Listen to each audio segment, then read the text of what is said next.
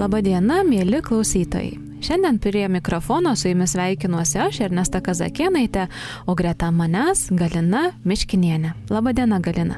Labadiena, Ernesta. Galina yra orientalistė, turkologė, savo disertaciją dar 1998 metais apgynusi tema seniausiai Lietuvos totorių rankraščiai. Šią temą ji yra parengusi ir ne vieną mokslo studiją, o straipsnių suskaičiavau net apie 100. Tad jei ieškotumėte kokios nors mokslinės informacijos apie totorius, aš net nebejoju, kad vienam ar kitam etape prieitumėte Galinos darbus. Ir būtent apie tai, apie totorius ir pakviečiau šiandien pasikalbėti, nes jos dėka apie totorius labai daug kalbėta 2021 metais, nes šie metai buvo paskelbti Lietuvos totorių istorijos ir kultūros metai. Tačiau jau praėjo geras 5 metis, tad norėjosi sugrįžti prie šitos temos ir ją šiek tiek aktualizuoti ir tikiuosi, kad pokalbėje mums pavyks apriepti ne tik šios tautinės mažumos istoriją Lietuvoje, bet ir gana filologiškai pasikalbėti apie jų raštiją. Tai yra kokiamis kalbomis rašoma, nuo kada ir kur tas medžiagos ieškoti, kas yra išlikę. Bet Galina, pradėkime nuo paties turbūt paprasčiausio klausimo, kas yra totoriai. Kaip jūs juos apibrėžiat, kaip jie patys save apibrėžia? Totoriai įvardina save kaip Lietuvos totoriai, kurie atvyko į LDK, Lietuvos didžiąją kunigaikštystę, 14 amžiaus pabaigoje. Ir ši valstybė tapo jiems gimtinė. Praeitais metais Lietuvos totoriai, karaimai ir romai buvo priskirti prie istorinių tautinių mažumų, nes būtent šitos 3 tautos neturi savo tėvynės. Turi istorinę tėvynę, iš kurios jie atėjo, bet neturi dabartinės tėvynės. Tėvynė jiems tapo Lietuva. Totoriai šią teritoriją atvyko 14 amžiaus pabaigoje Vytauto didžiojo kvietimu, tai yra Tochtamišas ir jo palyda. Tochtamišas tuo metu išgyveno sunkų laikotarpį ir ieško sąjungininkų. Taip pat ir Vytautas didysis ieško sąjungininkų, o totoriai yra, kaip jūs žinote, geri kariai. Ir čia sueina 2 valdovų interesai ir po vieno sėkmingo ir vieno nelabai sėkmingo žygio dalis totorių kartu su Tochtamišu lieka čia. Po to pasipildo ne tik tai iš Aukso ordos, o 15 amžiuje ir iš Krymo chanato. Mes žinome, kokį vaidmenį LDK suvaidino, kad būtent Krymo chanate atsirastų jų sąjungininkas Hadžigirajus. Aišku, per visą tą laikotarpį istorija keitėsi, buvo ir, jeigu prisiminsime 1506 metus, tai yra būtent Kliecko mūšį, tai žinome, kad jungtinė kariuomenė būtent kariavo su Krymo totoriais, o jau čia gyveno totoriai, kurie buvo būtent Lietuvos pusėje. Tai totoriai kovojo prieš totorius, turėdami jau galvodami apie šią teritoriją kaip apie savo tėvynę. Tai apibūdinimas Lietuvos totorius, visada totoriai prisimena būtent Vytautą, kad tai baltasis chanas, kuris buvo jų globėjų. Jeigu mes klausime senąją kartą, tai būtent apie tai jie ir kalbėtų. Pakartotų tą padavimą, nes iš tikrųjų paminėjimas toks pirmas apie totorius, kad jie yra čia, mes surasime diplomatinėme susirašinėjime Vytauto didžiojo. Ir tai yra pasiuntinybės instrukcija nuo Liepos 8 dienos 1397 metų. Na ir tai yra simbolinė ta data, nuo kurios ir skaičiuojamas laikotarpis, kai totoriai apsigyvena ir apsistoja čia. Tai tikrai labai seniai ir kokio dydžio bendruomenė yra dabar. Mes tarsi pradėjom nuo istorijos, nuo tų ankstesnių laikų, bet jeigu dabar pakalbėtume apie totorius Lietuvoje. Bendruomenė mažėja, kaip ir gyventojų Lietuvoje. Pagal paskutinį surašymą mes neturime net ir 3000. Veikia tie patys procesai, tai yra migruoja į vakarus. Demografinė problema, tai yra gimstamumas. Ir išlieka dar kita problema, atsiradusi 20 amžiaus vidury, tai yra mišrios santuokos, kurių pagausėjo. O tokiuose santokose, nors pagal islamą, jeigu tėvas totorius, motina krikščionė arba žydė, kaip ir vaikai gimė tokioje santokoje, yra laikomi musulmonais ir totoriais, bet 20 amžiuje tai pasikeitė ir vaikai, ypač 20 amžiaus pabaigoje, vaikai gali laisvai pasirinkti savo tautybę arba priskirti save prie totorių bendruomenės arba laikyti save lietuviais, lenkais ir kitomis tautomis. Mes šiandien daugiausia kalbame apie Lietuvos totorius, bet kokie dar totoriai yra, kokios grupės skiriamos? Mes turime kalbėti ir apie Krymo totorius, apie Kazanės totorius. Lietuvoje dabar šiuo metu mes turime Kazanės totorius, kurie gyvena Visagine ir Klaipėdoje, kurie atvyko sovietmečiu ir kurie stengiasi išlaikyti ir išlaikė, jie kalba totoriškai, jie palaiko per sekmadieninės mokyklos, per folklorą, per dainas, stengiasi išlaikyti savo identitetą. Mes turime Krymo totorių, kurie kalba, Krymo totorių kalba, kurie irgi atvyko 90 metais ir sovietmečio. Ir mes turim Lietuvos totorius, kurie kalba valstybiniam kalbom ir nekalba ne viena iš tų mūsų turkų totorių kalbų. Ar Kazanės, Krymo ir Lietuvos totoriai turi vieną tokią didelę bendruomenę čia Lietuvoje, ar turi tris atskiros mažos, tai yra Lietuvos totorių, Kazanės totorių ir Krymo totorių?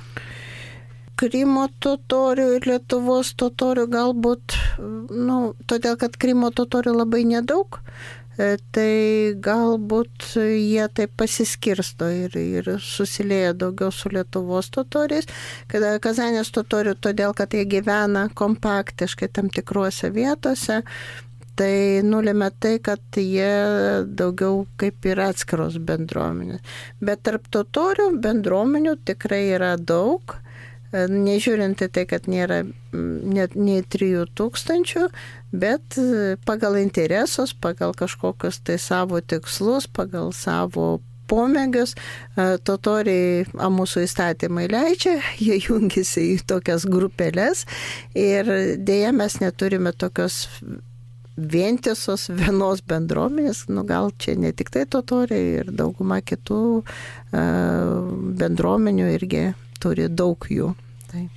Ir negaliu nepaklausti, Galina, ar jūs pati turite totoriškų šaknų ir kaip šita tema atėjo iki jūsų?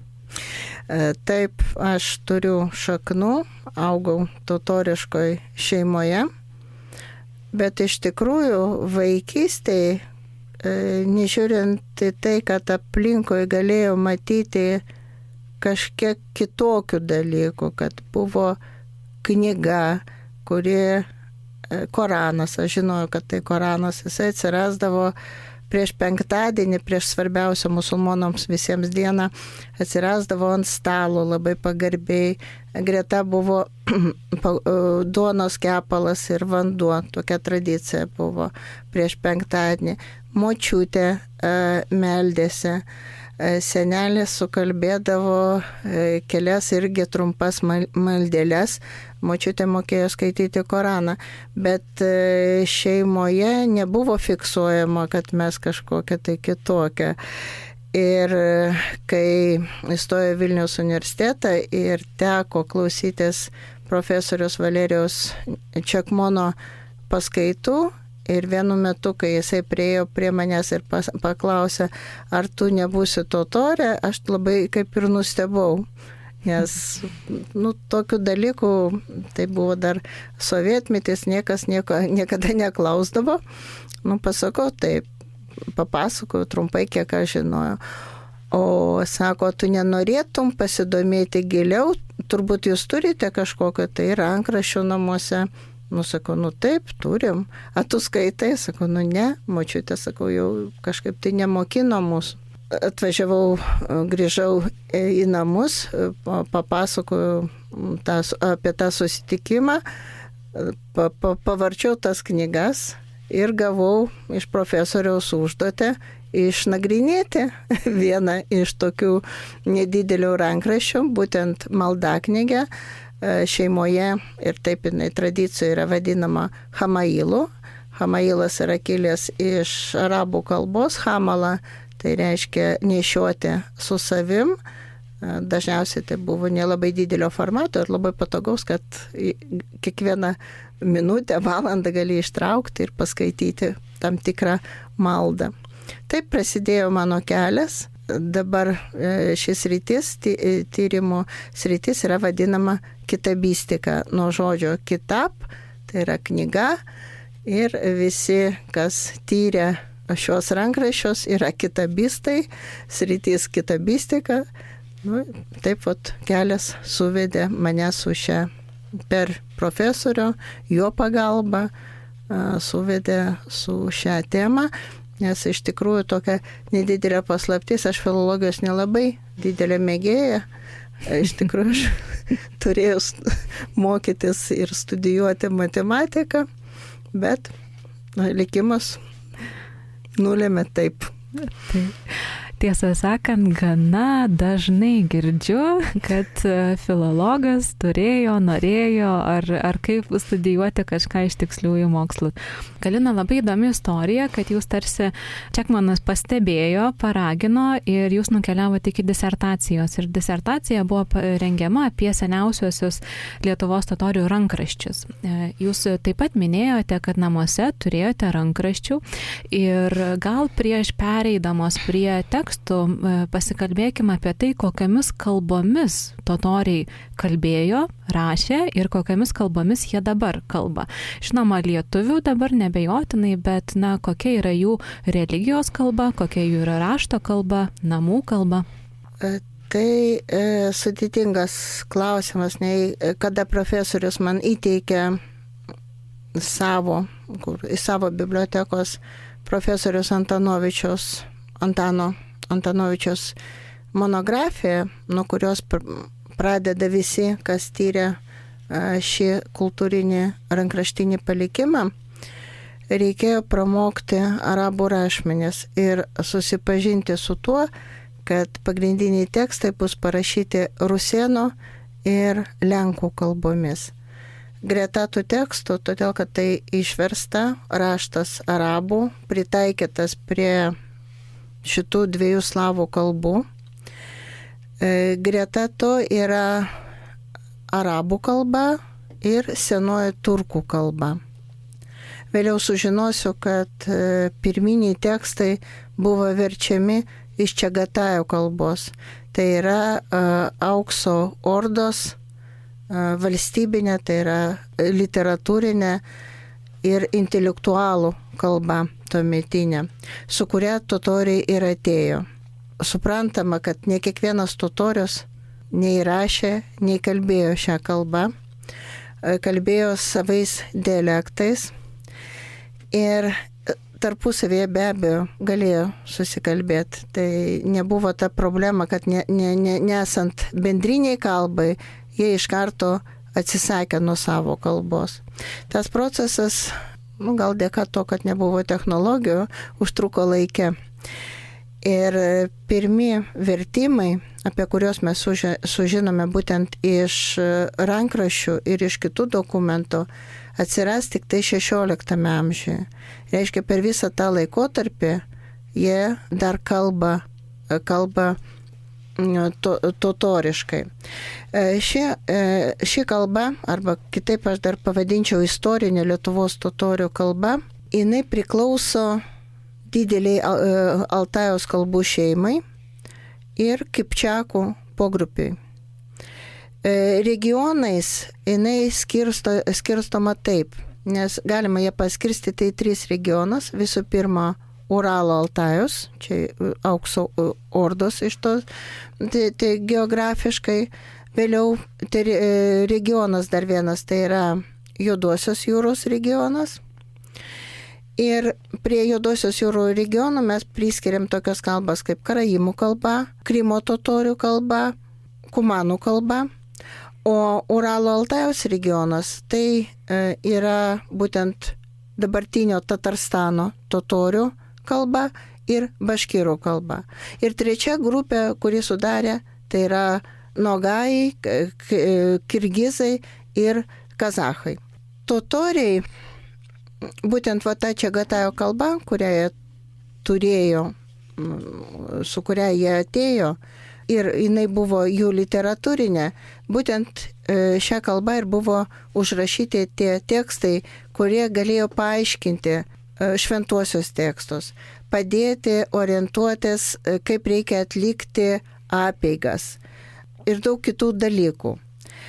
Totoriai dėl įvairių priežasčių, o į pirmą vietą galbūt iškelčiau tą priežastį, kad Koranas parašytas arabų kalba ir arabų kalbos mokėjimas irgi nebuvo paplitęs taip plačiai tarp visų tų atėjusių totorių, kad jie galėtų labai laisvai suprasti tą tekstą. Taigi mečetėse jie irgi negirdėjo savo gimtosios kalbos. O iš kitos pusės rusėnų ir rutinizuotų lietuvių kultūrinė padėtis, jinai buvo visuomeninė padėtis, galbūt geriau pasakyti, jinai buvo aukštesnė. Ir iš pradžių be abejo mūsų totoriai buvo bilingvai, nes aplinkoj, kurioje jie atsiras, jie girdi iš pradžių rusėnų, tas mūsų statutų, mūsų metrikų kalbą. Vėliau kartu su unija mes matome po truputį kartu su mūsų aukštuomenė ir totoriai pereina irgi prie lenkų kalbos. Ir vienam iš seniausių rankraščių, žinomiausių rankraščių, kuris įėjo į tyrimų lauką kaip Ivano Luckevičiaus kitabas, tai yra mokslininko, kuris rinkdamas savo būsimam, tai muziejui, kuris buvo Baltarusių muziejui, kuris bus atidarytas 1918 metais, užklydo į 40 totorių kaimą. Ir vietinis imamas Stepanas Paltorakevičius, jisai tiesiog parodo rankraštį ir papasakojo, kad va tai čia yra arabiški rašmenys, bet tenai surasite tekstus baltarusių ir lenkų kalbomis, greta arabų ir turkų. Luckevičius labai susidomėjo, o imamas tiesiog padovanojo šį egzempliorių mokslininkui. Taip, šitas rankraštis atsidurs muziejuje ir jau nuo 1918 metų pasirodės pirmi straipsniai skirti raštijai. Tai pradedama pasakoti, kas tai yra. Tai šitas rankraštis labai svarbus tuo, kad jisai padeda pagrindą, o iš kitos pusės būtent jame mes surasime tokį sakinį. Pasakysiu jį originalo kalbą. Kali не вмеешь по-татарску, обракайся по-руську. Tai yra, jeigu nemoki totoriškai, kalbėk rusėniškai. Šitas kreipinys yra skirtas imamui, kuris maldos, dažniausiai tai yra buvo penktadieninė malda, svarbiausia, kai parapijiečiai susirinkdavo mečetėj, nes pagal islamą galima melstis be abejo namuose. Ir parapijiečiams per džuma namazai, tai penktadieninio maldą, reikėjo pasakyti hudbą, kreiptis į parapijiečius ir papasakoti. Ir tas, kuris nemokėjo totorių kalbos, jiems buvo būtinas tas paaiškinimas jau ta kalba, vietinė kalba. Tai mes matome pagal rankraščio kalbinius ypatumus, tai yra kalba 16 amžiaus vidurio kalba. Nors pats rankraštis, jo nuorašas datuojamas 18 amžiaus pradžios.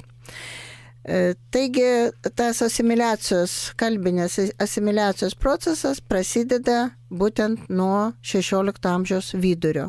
Jisai užsitęsia laikę, nes dar 17 amžiuje mes matome, kad yra žmonių, kurie verčia iš kalbos originalo.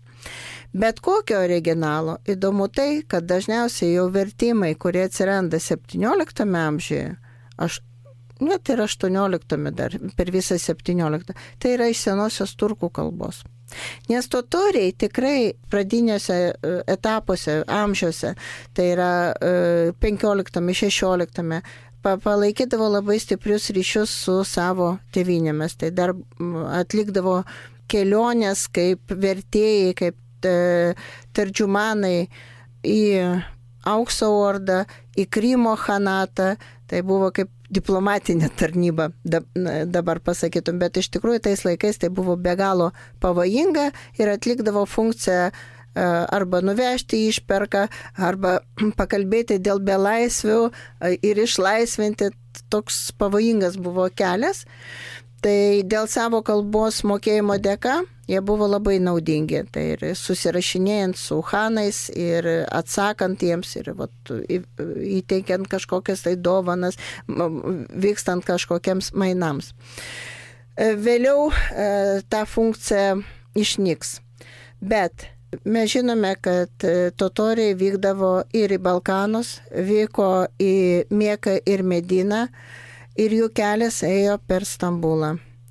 Ir su ta osmaniška kultūra, su ta tradicija mūsų totoriai nuolat susidurdavo. Ir iš ten atveždavo be abejo ir papildydavo savo lobyną rankraščiais. Tais tekstais, kurie surašyti osmanų kalba, jau buvo sena turkų kalba. Ir mes matome, kad 17 amžiuje mes turime būtent 17 perrašai ir vėlesnių amžių, tai yra tekstai versti iš turkų kalbos.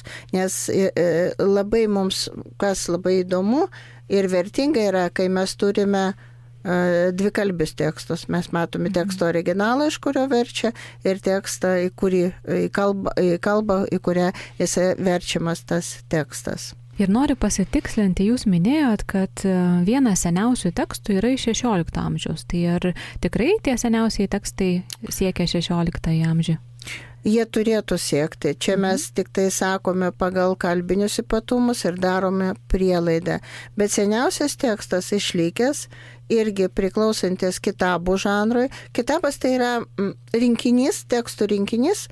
Ir jisai turi būti tas rankraštis labai storas, nes į jį surinkta labai įvairių tekstų. Tai ne tik tai tekstai, kurie liečia maldas ir apeigas, bet tai ir moraliniai, didaktiniai tekstai, pamokomai tekstai, tekstai apie pranašą Muhamedą. Čia labai daug tekstų apie astrologiją, labai įvairūs tie tekstai. O seniausias yra datuojamas 1645 metais. Ir yra kitabas, kuris saugomas Kazanės universitete. Irgi rankraščiai labai įvairiais keliais atsirado ir Rusijos federacijoje, ir Vokietijoje, ir Ukrainoje, ir Peterburge, ir Londone. Tai tokia geografija labai labai plati. Ir dar du tekstai, du rinkiniai yra datuojami būtent 17 amžiumi. Daugiausiai turime 19, ir taip per vidurį 18 amžiaus. Mhm. Ir jūs jau užsiminėt pačioje pradžioje apie Chamailus, dabar nemažai apie kitabus, bet dar yra ir tefsirai. Gal apibrėžkim visus šitos žodžius, kurie, nesusidūrusiam žmogui tikrai yra nauji terminai, bet jau minėjot, kad Chamailai yra kaip tokias maldaknygės, knygutės, kurias nešiojasi. Kitabai yra nuo žodžio knyga, tai tokios didesnės apimties knygos su ne tik religiniai tekstai, bet ir moraliniai ir kitokie. bet kas yra tefsirai ir kokia visa seka yra šitų tekstų, ar jie visi būna namuose, ar kaip tik dalis būna tik mečetėje? Tefsirai tai labai vertingas žanras. Seniausias yra datuojamas 1687 metais. Po to yra taip vadinamas pagal saugojimą vietą Alytaus tefsiras 1723 metų, Londono 1725, ir po to jau vėlesniais laikais. Ir iš viso mes turime apie 20 vienetų tik tai jų. Tai yra Koranas, Korano vertimas su komentaru. Iš tikrųjų, komentaras yra minimalus. Jeigu islamo tradicijoje tefsirai, tai galėtų būti ir 30 tomų. Čia viskas sudėta į vieną tomą. Galima net ir pasakyti, kad tai yra daugiausiai pažodinis vertimas su tam tikrais nedideliais komentarais. Bet kodėl svarbus tefsiras? Nebuvo jisai kiekvienoje šeimoje, gal galėjo būti, bet tai yra tikrai jį užsakyti, kad jį perrašytų, tai yra labai brangus ir imlus darbas. Kuo jisai dar vertingas? Todėl, kad mes turime Europoje į slavų kalbą, tai yra į lenkų kalbą, faktiškai pirmą vertimą, kurį padarė Lietuvos totoriai. Tai subūrė mokslininkus iš Lenkijos, Lietuvos, Vokietijos, Ukrainos, Turkijos prie projekto Tefsiras. Projektą inicijavo kolegos iš Torunės universiteto ir šio projekto vaisius 22 metais išėjo 3 tomai. Tai yra perrašas, jo faksimilė, taip, ir komentarai. Šiuo metu ruošiamas 2 tomų leidinys, jau anglų kalba, tai bus komentarai ir perrašas į anglų kalbą. O kiek mes iš tų tekstų turime Lietuvoje? Jūs dabar užsiminėt, kad yra Alytaus tefsiras, tai iš karto natūraliai kyla klausimas, ar mes jų turime, nes minėjot ir kitus miestus saugomus, tai įdomu, kiek jų maždaug yra ir kur jų būtų galima rasti, kas juos išsaugojo. Yra Alytaus, tai yra privati kolekcija, privačiuose rankose. Vilniaus universitete turim tefsirą, 19 amžiaus, 2 turime nacionalinėme muziejuje. Ir iš katalogo žinau, kad dar vienas yra irgi privačiuose rankose, irgi Lietuvoje. Tai vat turime 4, 5. Tie minėti tekstai yra daugiausia rankraščiai. Ar buvo spausdintų knygų tekstų? Ne, spausdintų nebuvo. Mes neišaugome iki to, kad atsirastų spausdinta literatūra. Iš tikrųjų, galima lyginti su Bosnijos musulmonų tradicija, kurie irgi turėjo savo kalbą, bosniečių kalbą, bet arabiškais rašmenimis. Užgimsta šitą tradiciją beveik tuo pačiu metu kaip ir Lietuvoje, tai yra mūsų LDK, ne Lietuvoje, LDK teritorija, 16 amžiaus vidury, bet skiriasi to, kad Lietuvos totoriams poreikis buvo versti religinius tekstus visų pirma, o Bosnijos musulmonams grožinė literatūra, poezija pirmoje vietoje. Ir vat jų tradicija, jinai 20 amžiaus pradžioje, jų tekstai atsiras spausdintinė, o Lietuvos totorių taip ir liks labai hermetiški, skirti tik tai bendruomeniai faktiškai. Neišėsi tokį platų į tokią plačią auditoriją.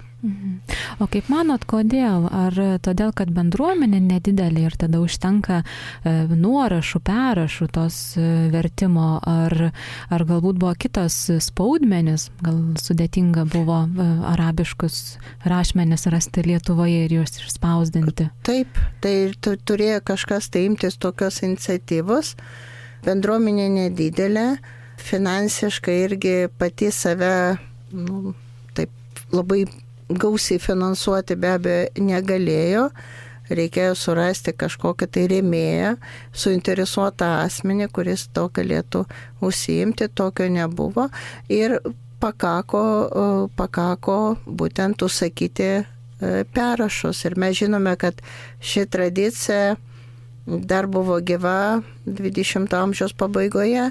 Dar dabartinės Baltarusijos teritorija buvo senolis, kuris perrašinėjo ranką pagal užsakymą.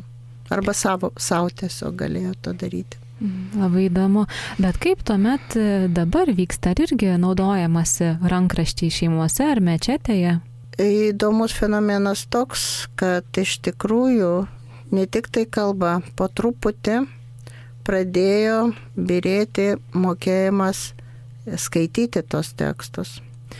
Ne tik tai dėl rašto sudėtingumo arabiško, bet ir dėl to, kad tekstai išlaikė labai didelį kiekį senos leksikos.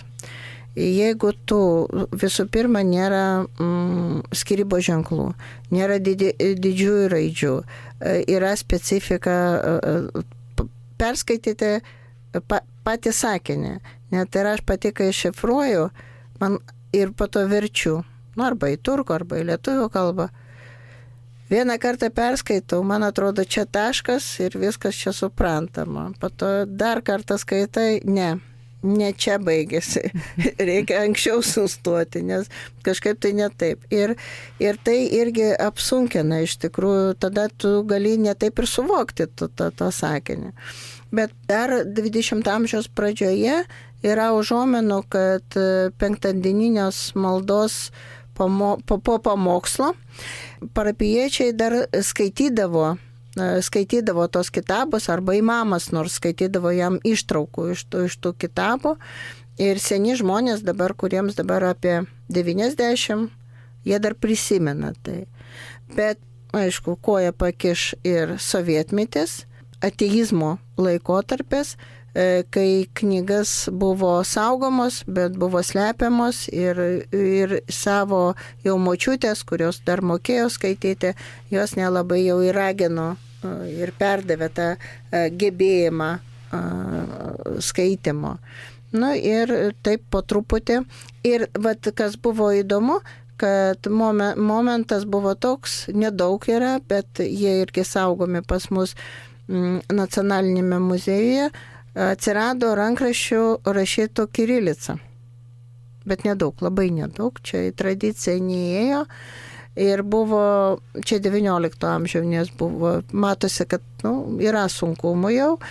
Ir atsirado entuziastų, kurie pabando perrašyti. Net ir arabiškus tekstus, kur tikrai arabų kalba parašyta, ne tik tai ta slavų kalba, lenkų kalba rašyta tekstą.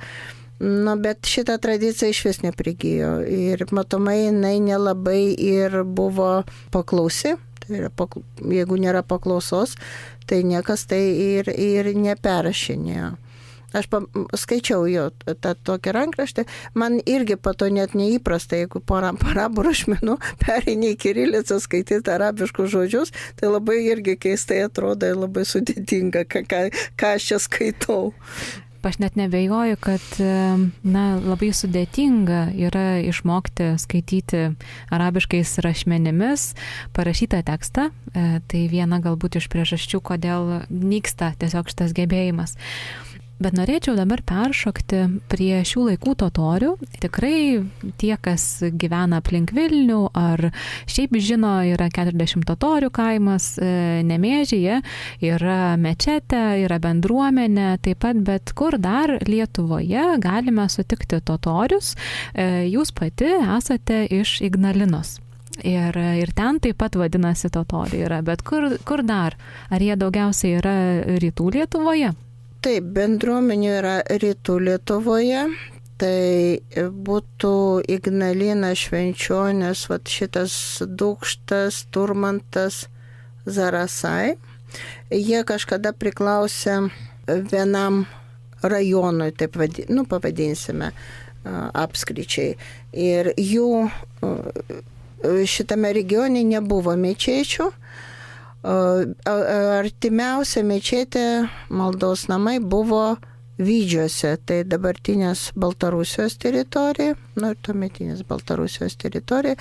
Ir totoriai iš šitos rytų Lietuvos, nikech, tai yra vestuvių apeigas, net ir laidoti veždavo irgi į tą pusę.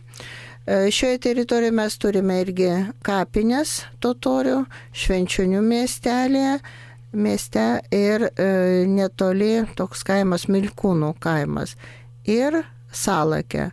Tai irgi parodo, kad bendruomenės gyvavo, buvo tenai.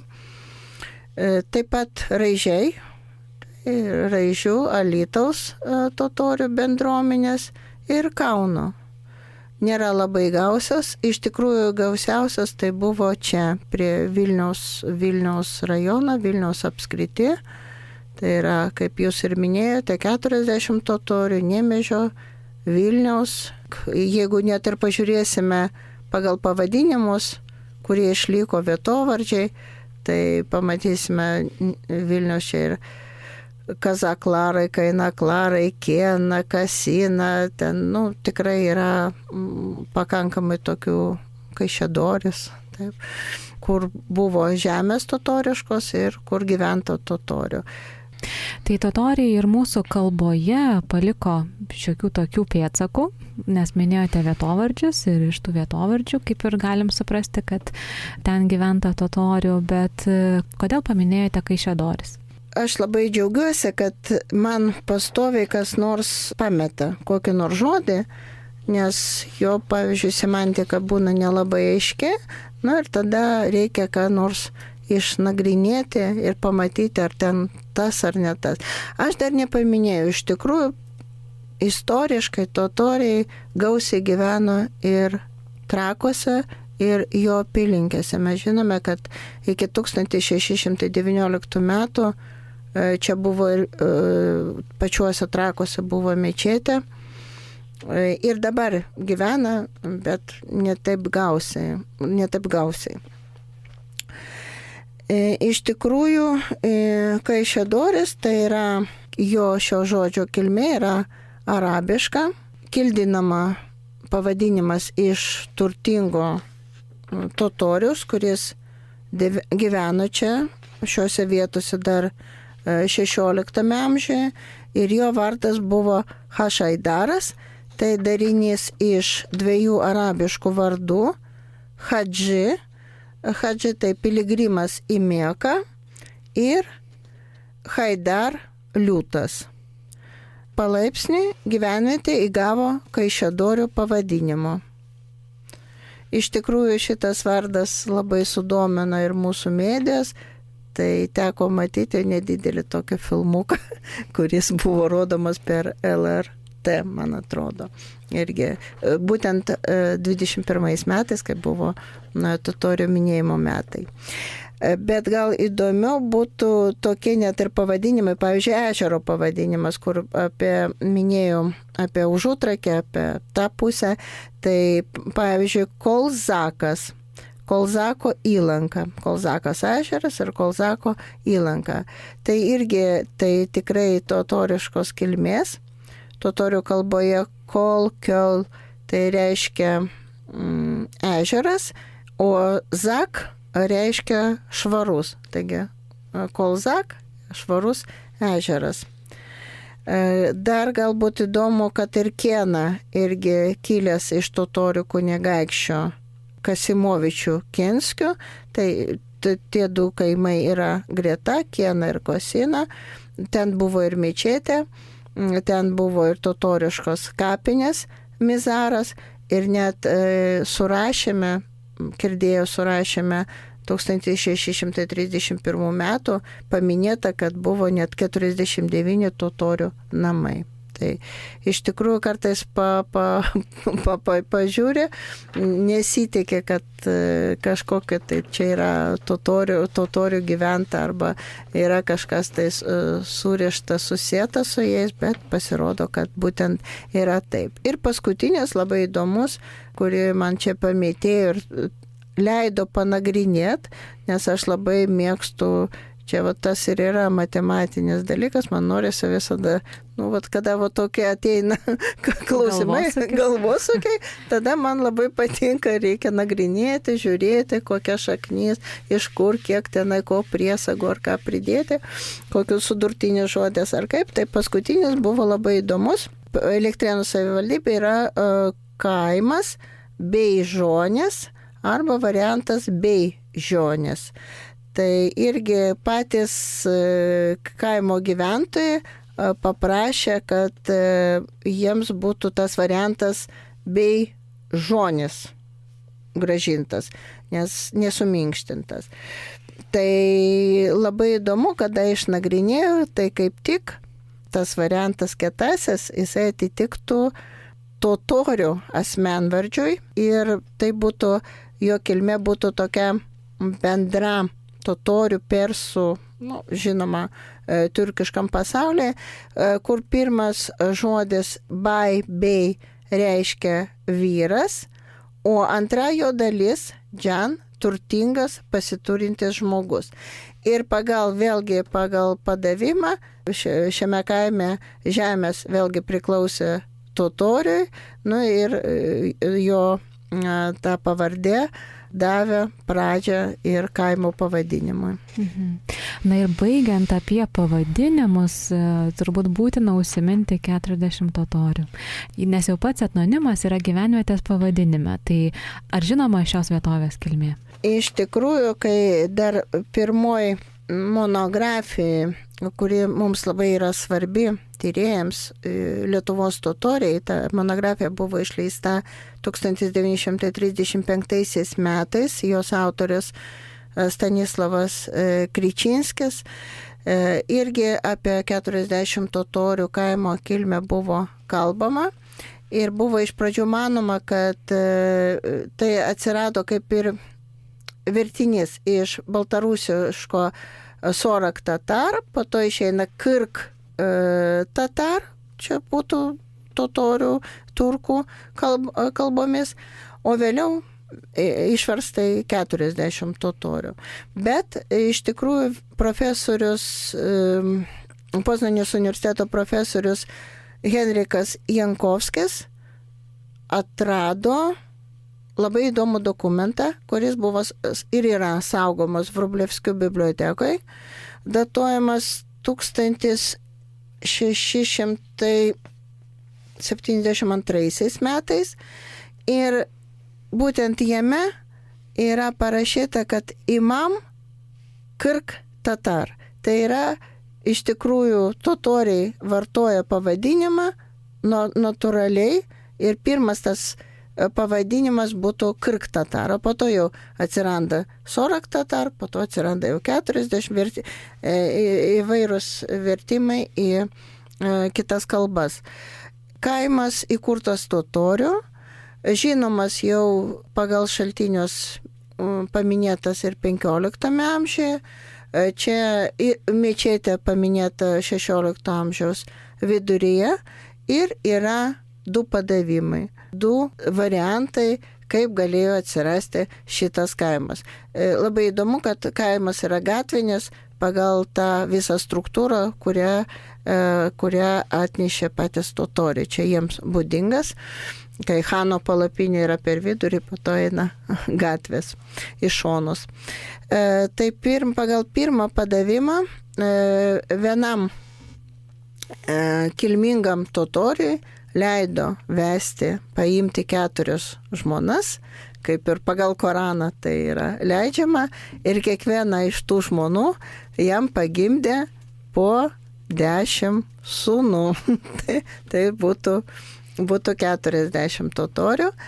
Kitas variantas, kad tai buvo duota žemės paskirtos, padovanotos 4 rotmistrams ir jie irgi jau turėjo savo palikuonių ir vėlgi atsiranda tas pavadinimas. Bet Kirk tatar, Kirk kirgis, Kirk kazach, šitas Kirk tiurkų kalbose, tame tarpe, aišku, į totorio, reiškia daug. Tai ne konkretus skaičius, nes tokie pavadinimai, būtent Kirgistane, Kazachstane, jie yra labai paplitę ir reiškia, kad toj vietoje gyventa labai daug tos tautos atstovų, tai todėl ir atsiranda 40 totorių kaimas. O kiek totorių dabar mes suskaičiuotume šiame kaime? Bijau pasakyti, kada skaičiavo, tai buvo 142 totoriai. Bet yra taip, kad gali turėti sodybą 40 totorių, būti registruotas Vilniuje. Tai dabar jie ir patys, jiems sunku pasakyti, kiek iš tikrųjų yra. Ar mūsų fakultete yra galimybė išgirsti daugiau apie totorius? Ar yra koks pasirenkamasis dalykas ar studijų programa? Taip, aš labai džiaugiuosi, kad išliko ir dabar dar skaitau. Tai yra islamas ir tiurkų tautos Lietuvoje, karaimai ir totoriai. Tai šitas kursas leidžia plačiau pakalbėti apie šitas 2 tautas ir šiek tiek ir vieną ir kitą suvesti net su islamu, nes yra ten tokių dalykų, per kurias galima apjungti ne tik tai per jų kilmę, per kalbas, bet ir per kultūrą.